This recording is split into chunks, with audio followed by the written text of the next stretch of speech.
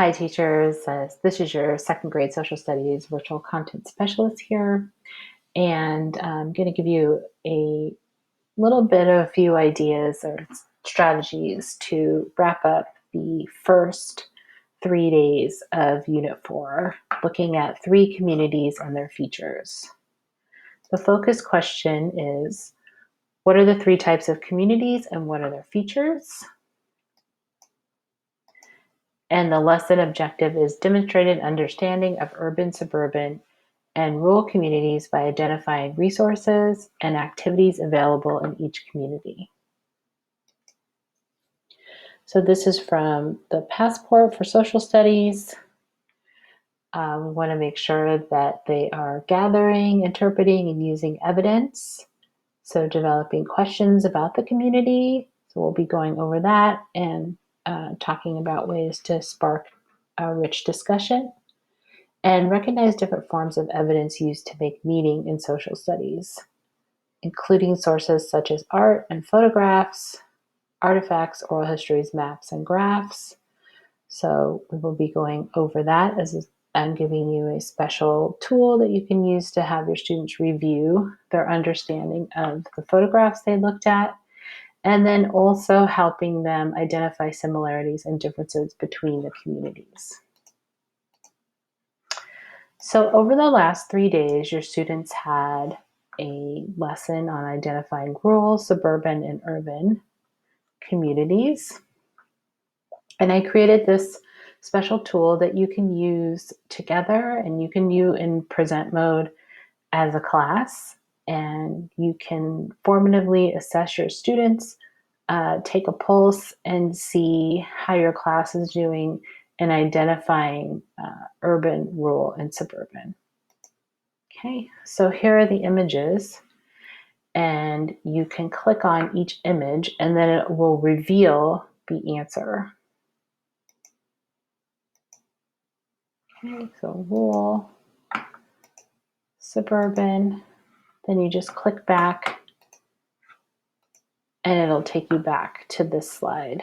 And this is a really great way that you can assess your students, however you might want to use it in reviewing and checking for understanding from the previous 3 lessons. Okay. And then they're also asked this question: which community would you like to spend more time in and why? So this is a good opportunity to add the piece of understanding where you want them to discuss. And you can have this discuss as a whole group. Okay. So you want to engage your students in a discussion where they explain why they are curious about a particular community. So you might want to have the students use examples from the slides to back up their answer, to give them the why, not which community would you like to spend more time in and ended it there, but to get the richer part and asking them why, and then maybe having them give some examples of what features they're interested in. Next, you want to prompt students to describe the advantages and disadvantages of each community. So with this, you might want them to utilize a compare and contrast strategy also with facts from the slides.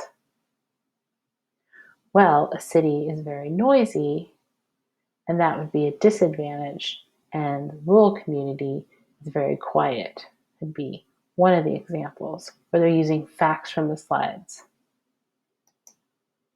So here are just some general tips and prompts for eliciting rich student discussion. So you can have these up for your students and practice these. And as they get used to them, they'll be able to use them more often, more easily. I agree because, I disagree because,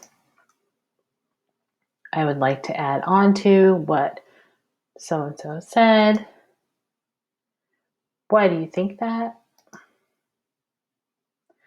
What examples can you find to all ways for them have to go back in and use some facts or really give some examples and not just a simple answer.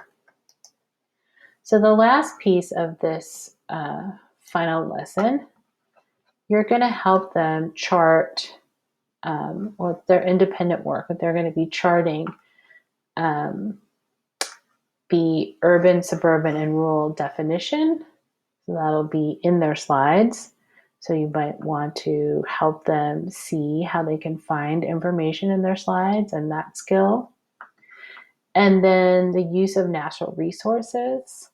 So thinking about brainstorming about natural resources and which ones would be in each community, and then different activities that you can do. You're going to be putting in a chart. So I put here, you might want to review with them what are natural resources, things that are in nature, are found on Earth, help us live, and are used to make other things. What are some natural resources? Renewable resources, water, food, forest, air, sun, timber, wind, plants, and animals. Non-renewable minerals, coal, natural gas, oil. You might want to review those with their students as you start identifying what areas would have what natural resources. And then this is from Passport for Social Studies, and they have filled in the definitions here and what use of natural resources there would be. Okay, just to give you an example to help you help your students filling out their chart, and also to help you in creating a discussion that might also help them lead to filling out their chart. So I hope all of these things were helpful to you to help you bring your students into a deeper understanding of urban, suburban, and rural. Don't forget, I'll also be attaching the matching slides for you to use. Just make sure that you show them in present mode.